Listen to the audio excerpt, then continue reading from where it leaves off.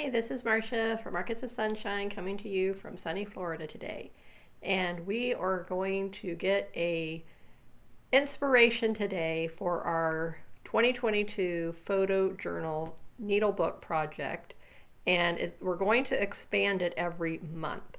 So I've already got us started, and we start off with that beautiful, adorable photo journal album and the cute little photo needlebook that we put into our journal.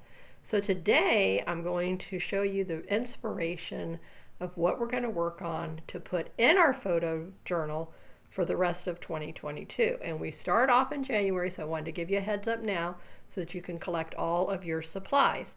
And there's going to be a hashtag for you to use if you're going to participate. One here for YouTube and one for Instagram or Facebook, so that you can tag me and then I can see your pictures and just have a nice inspiration back and forth. Okay, so let's see if we can turn this around. Let me see. I'm not sure if I can do that yet. Nope, I'm gonna have to. Okay, I had to pause it, so I'm hoping when I splice these two videos that they will turn out well, because when I did this before, it just and it's never done that before. I've always had no issues doing that. So what we're going to do is we're going to make a 12-month vintage hanky quilt. So it's a quilt made from vintage hankies. And I wanted to show you this. I started working on this several years ago. And I don't even know, I've lost track of the time. I don't think I put a year on it. I'm gonna oh yes, I did, 2017. Okay, so right here, let me see if I can go in. Okay, so I started this hanky quilt blocks in 2017. So as you can see, 4 years ago, in the first block, and I didn't care that it had, you know, stains on it. I don't know. For me, it just adds to the character and the authenticity of it. It's just like, these are vintage. These were stored, and you know, I will try to put them through a solution. I was watching on another channel of somebody who is more in tune with how to clean vintage linens, and I'm going to try their solution. I'm not really sure what they used yet, so I can't tell you right now. So I have completed up to June, and that is just with embroidering the name on the block, and I was doing the fruitages of the Spirit from Galatians 5:22, which I started up here. So love, joy, peace, mildness, kindness, goodness, and so then I will finish it up. So this last row, walk around here slowly so that you can see, where I've already sewn these hanky blocks together. And I was going to make something else out of them, but then I decided, okay, you know what? This is perfect. So I'm doing 3 rows, 4 hankies on each row. So that gives us the 12 months. So that's, you know, plenty. That's what we need. So you're going to need 12 vintage hankies. And these are quite large, as you can see, most of them. This one here is a smaller hanky, and then this one here is a smaller hanky, but all the other ones are quite large. So I think they're like either 15 or 16 inches. So go and look online, look in your stash, ask people, go to thrift stores, and see where you can find vintage hankies. If you cannot find the vintage hankies and you just find modern hankies that are reproductions of the vintage, that's fine too. So, but just if you want to participate, please let it be with the hanky style. So it has to be the hanky, not fabric, but a reproduction hanky is fine. And then again, your quilt block size, if you can only find the 12 by 12s, the smaller size, because I think a lot of the reproductions are smaller, that's fine as well. I went on eBay and I just scoured and scoured and scoured. And it used to be that you could get these like $1 a piece. Well, guess what? Not anymore, unless you can find them from a thrift store. So that's why I am saying to you, go to your thrift store. So I wanted to show you that one. So the ones that I only have the month name and the fruitage of the spirit on that one, I will be embroidering and adding more decorative stitches. So the first thing I want to accomplish is to add the names to the month. So I'm going to put the names of the month on the rest of these. So I have July, August, September, October, November, and December to finish. So January through April, I'm happy with what I've done on here. And then another thing I was doing is when we would go to visit a state park, when I was able to get out and about, we went to Hanky Island, we went to Blue Springs, you see that one on there.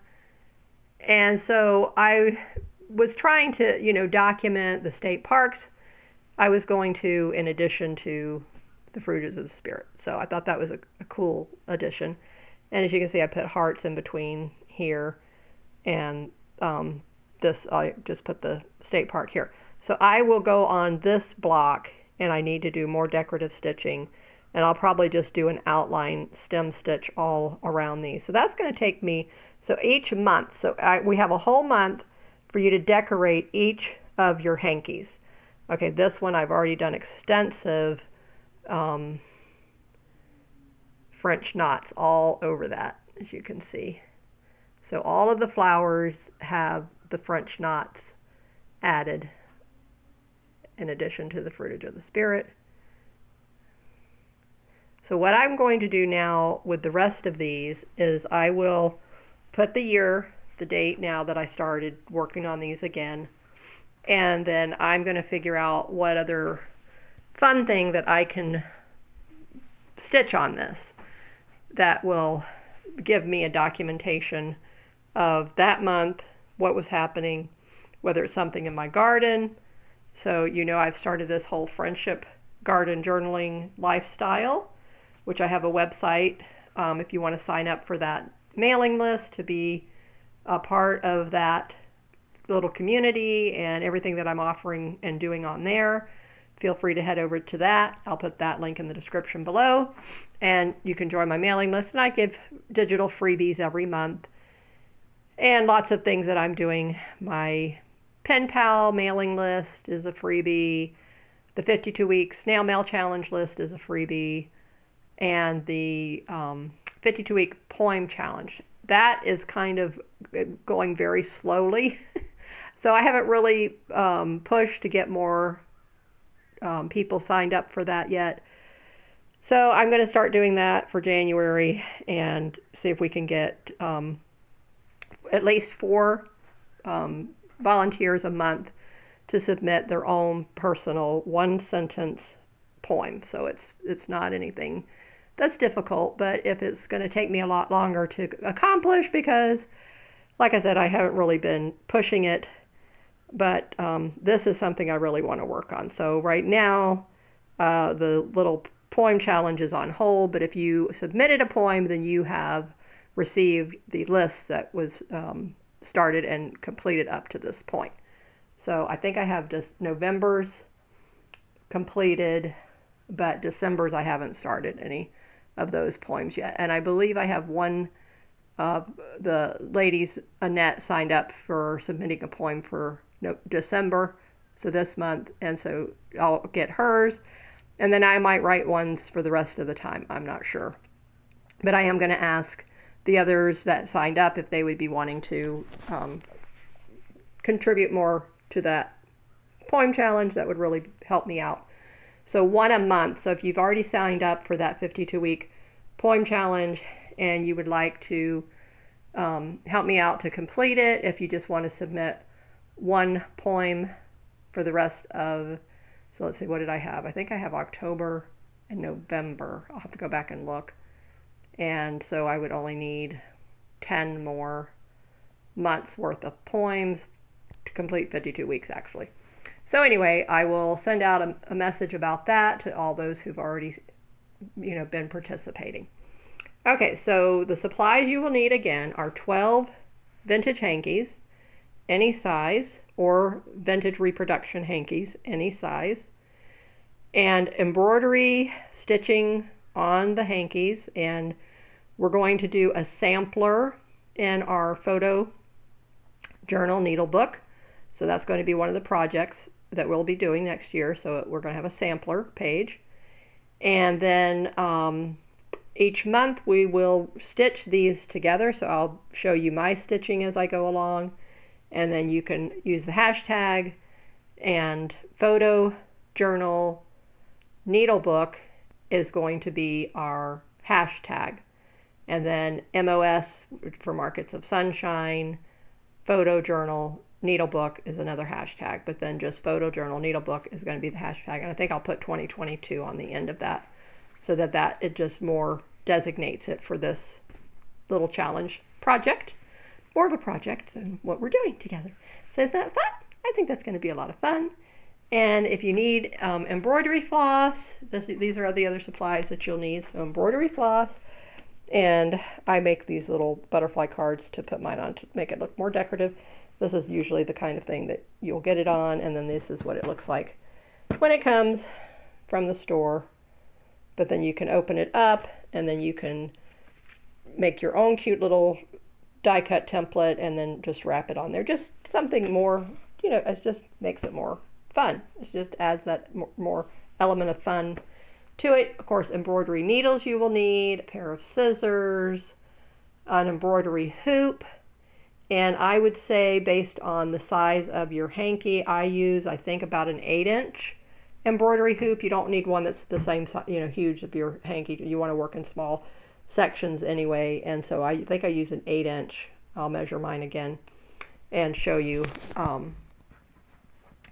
But this is going to be a fun project. I really think we're going to have a great time with this. And then as we complete each block, we're going to take a photo of it, and then that photo will be put in our photo journal. Isn't that going to be cool? So we'll have a documentation of our embroidery quilt for the year. So that's going to be wonderful. So I will break that all down for you, but this is just to get the creative juices going. This is another way to unlock that creativity and use our creativity in various ways. So we are combining journaling and quilting and photography into our project. So this is just, I'm super, super excited. I don't know if you can tell how excited I am about this, but I am. This is just so beautiful, so wonderful. And then this is a organic cotton sheet that I have backed mine on.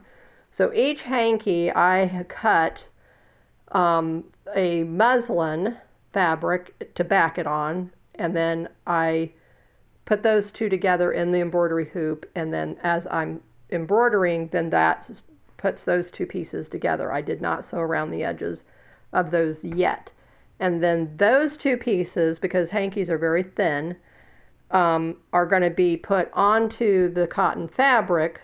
So that will be three things. So you'll need vintage hanky, muslin, and some other, like a sheet. You could use a sheet like I'm doing, and then lay it out on that. And then there will be batting will be in between that, cotton batting, and then a backing on that. So I don't know if I'll use muslin. I don't know if I'll get another sheet, but cotton nevertheless, at any rate, whatever it'll be. And then I'm not going to, as you can see what I'm doing here. So you see how I just sewed the 4 hankies together? That's what I'm going to be doing with each of these rows. They're just going to be sewn together, no sashing in the middle whatsoever. And then the binding, of course, will go all the way around when it's done. And this is going to be a lap quilt that I can use, and it's also going to be a decorative bed quilt for me here on the footer, the end of my bed. Now here is a vintage hanky quilt that I made, and this is a little lap quilt. So I fold it in half, and this stays at the end of my bed. And then if I go and want to take a little nap in my living room on the couch, then I bring that out there to cover myself up with. So they're very versatile, and so it's so pretty and decorative. And then to wash it, it will be washed in the washer on delicate. It will not rip it apart at all. I wash this one all the time. Now the only thing I have found is because the hankies are thin, that some of them, like when I'm moving it on my couch, I'll do this. I'll pick it up like this on the hanky, And I think that has weakened it in some spots. So I will have to, I don't know if it's on this side, which the hanky might be on the other end, and I'm not going to move all that now. But I have to make some patches that I'll have to go in. And this is vintage feed sack that I used on this one. So I did space this one out. But since I've already cut this sheet, I don't want to add anything more. And I like the width of this. I think this is a nice wide. This is a king size bed that I haven't laid out on. And it's at the queen size is what I would estimate it to be right now. So the width of a queen size practically, and what is, I don't know, 15, 30, about 45 inches down, maybe even more than that. So like 50 inches down, I would think. I'd have to get the measuring tape to know. It may not be that much. It was about a yardstick, actually. It's looking maybe 36 inches. When it's also, okay, so let's say 36. So 36 that way, and then whatever, so at least 45. So 45 by 36 is what I'm looking at. It could be possibly is going to be the finished project. And then with the binding around it, we'll add about another inch, depending on how wide I do the binding. So there you have it. So this is going to be a project to go into our photo journal needle book for 2022. And it is also, we're going to do our vintage hanky quilt block project and embroidering, and they're taking photos and adding this to the book, and we'll have a sampler page of stitches to go into our photo journal album as well. So one, as we had a needle book was the center, well the next one we do, we'll have the stitching sampler page as the center, and it's fabric. So these are all fabric journal books as well. If you want to make your hardcover, feel free to do so, but I want to make it simple, so I'm going to do it, and it's one signature, super easy to do. So thank you for being here, and if you're new to my channel, welcome. If you're returning, thank you. And subscribe, like, comment, share, all of those things help me to get found in search, and I really appreciate it. So keep creating in the sunshine, and I hope you will join me in the project. Have a great day. Bye-bye.